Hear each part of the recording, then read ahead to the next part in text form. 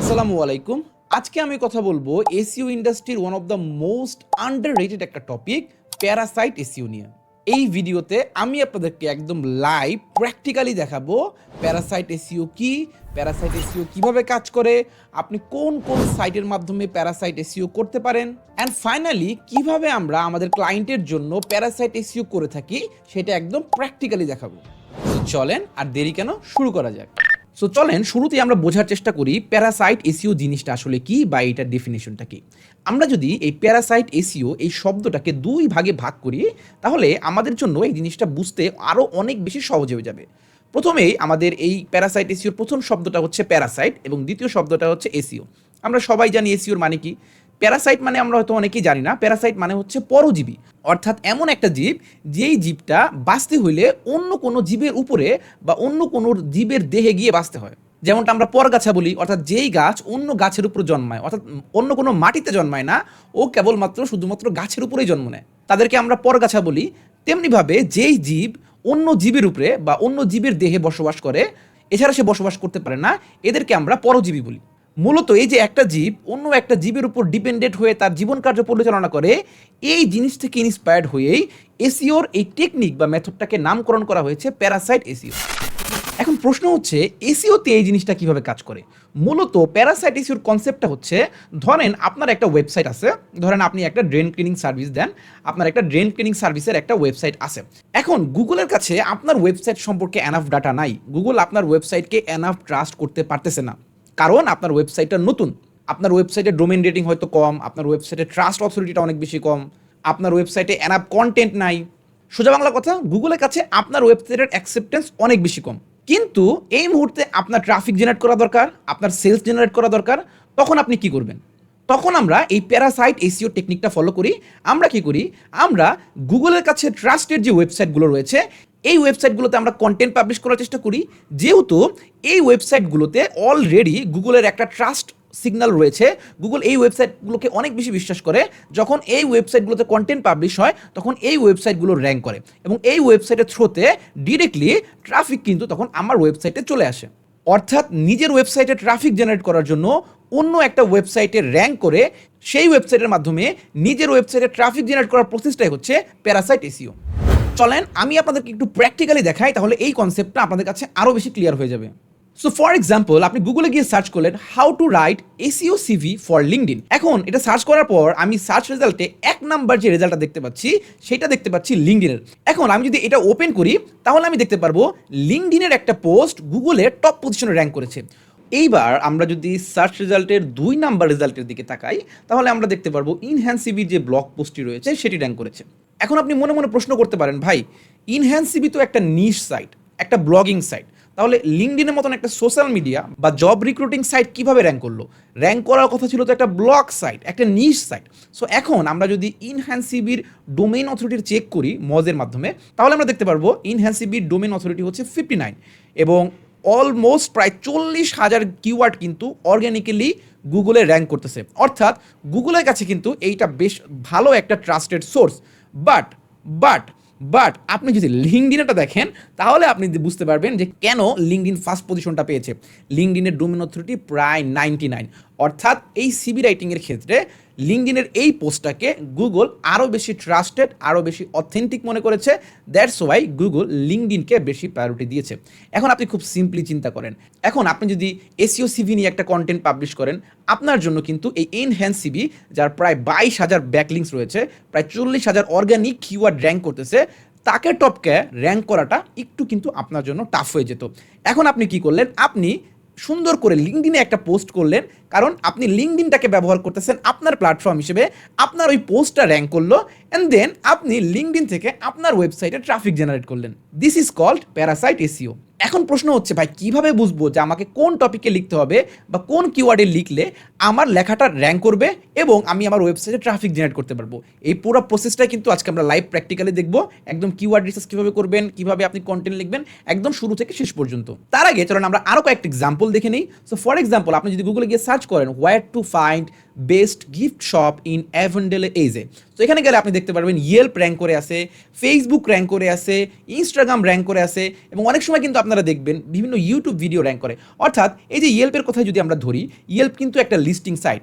এখানে এটা কিন্তু আপনার ওয়েবসাইট না, বা এটা কিন্তু একজন ব্যক্তির ওয়েবসাইট না, এটা একটা লিস্টিং সাইট, যে কেউ তার বিজনেসটাকে এখানে লিস্ট করতে পারে। সো আপনি যদি ইয়েল্পে আপনার বিজনেসটাকে লিস্ট করেন এবং সেটা যদি ভালো মতো অপটিমাইজ করেন, তাহলে এই ইয়েল্পের মাধ্যমে কিন্তু আপনি একটা হিউজ অ্যামাউন্টের ট্রাফিক আপনার বিজনেসে ড্রাইভ করতে পারবেন। আমরা আরও একটা এক্সাম্পল দেখি। আমরা যদি গুগলে গিয়ে সার্চ করি how to unlock a kitchen sync with standing water, এখানেও আমরা দেখতে পাচ্ছি বিভিন্ন ডিসকাশন বা ফোরাম যে সাইটগুলো রয়েছে, যেমন কোরা, রেডিট, পিন্টারেস্ট, medium.com, এই ধরনের সাইটগুলো র্যাঙ্ক করতেছে।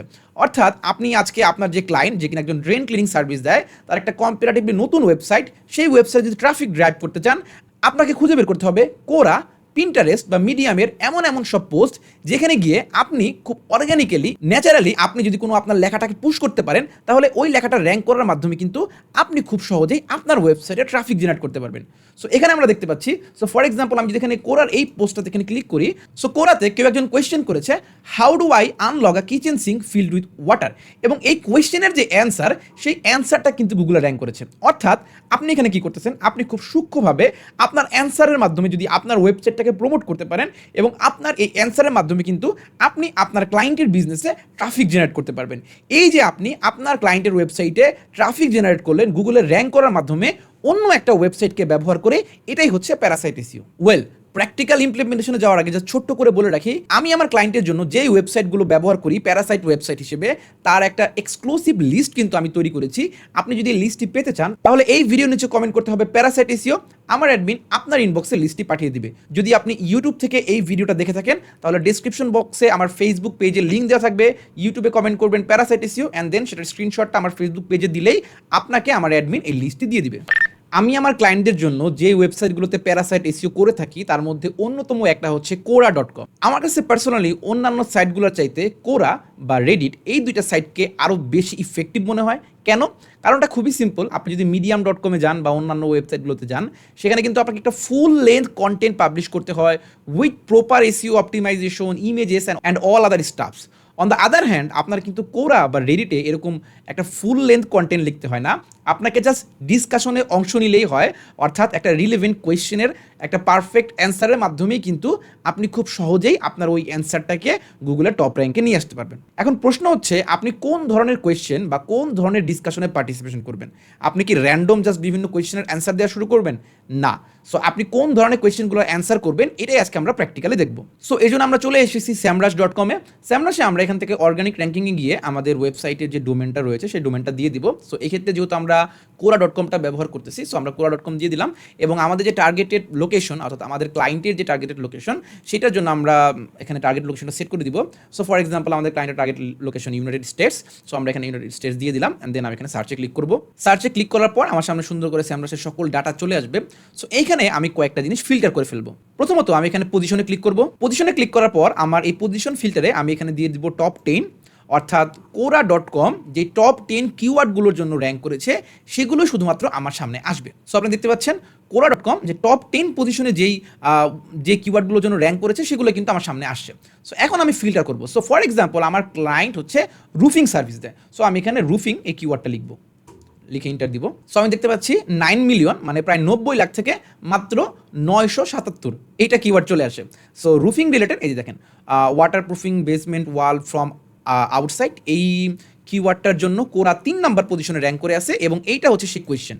আমি যে কোয়েশ্চেনটা ওপেন করি, তাহলে আমি দেখতে পারবো কোয়েশ্চেনটা কি, is it or to do exterior water proofing of a home, it's probably $2000 or more and will stop cracks and leaking in a basement। So এই কোয়েশ্চেনটা গুগলে waterproofing basement walls from outside, এই কিওয়ার্ডটার জন্য 3 number পজিশনে rank করছে। Can imagine?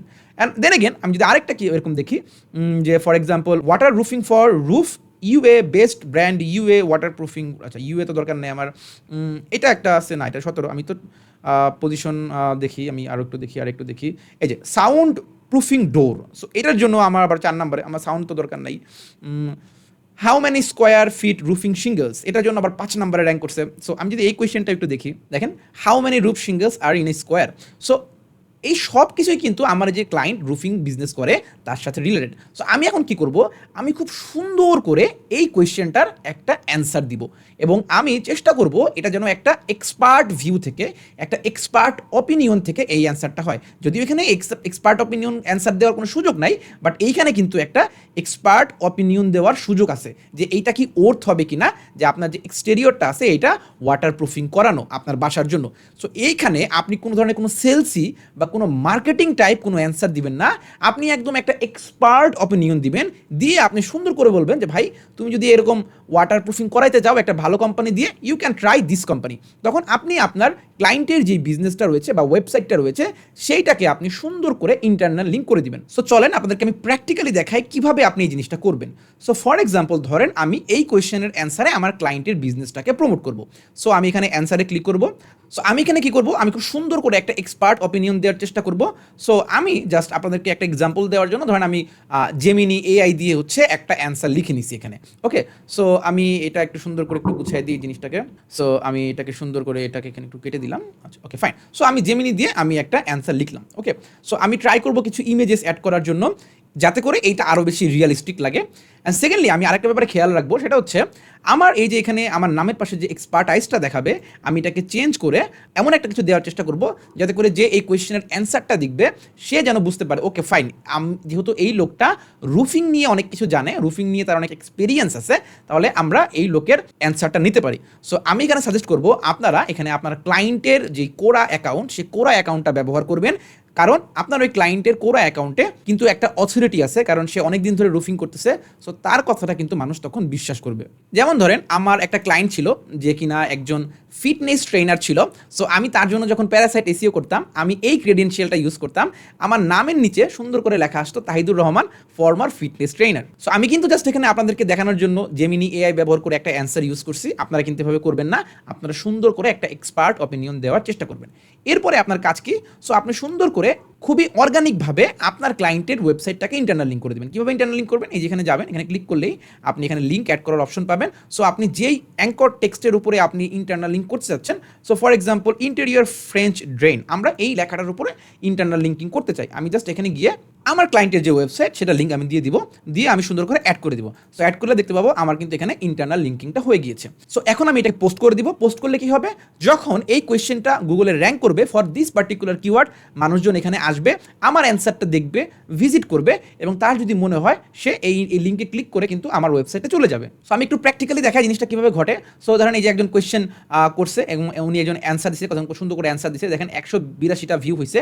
এখানে আপভোট দেওয়ার অপশন আছে, আপভোট দিলে কি হয়, আপনার কোয়েশ্চেনটা উপরের দিকে থাকে। সো অলওয়েজ ট্রাই করবেন কিছু হেল্পফুল অ্যান্সার করার জন্য, জাস্ট গুগল থেকে মানে চ্যাট জিপিটি বা জেমিনি থেকে কপি পেস্ট না করে।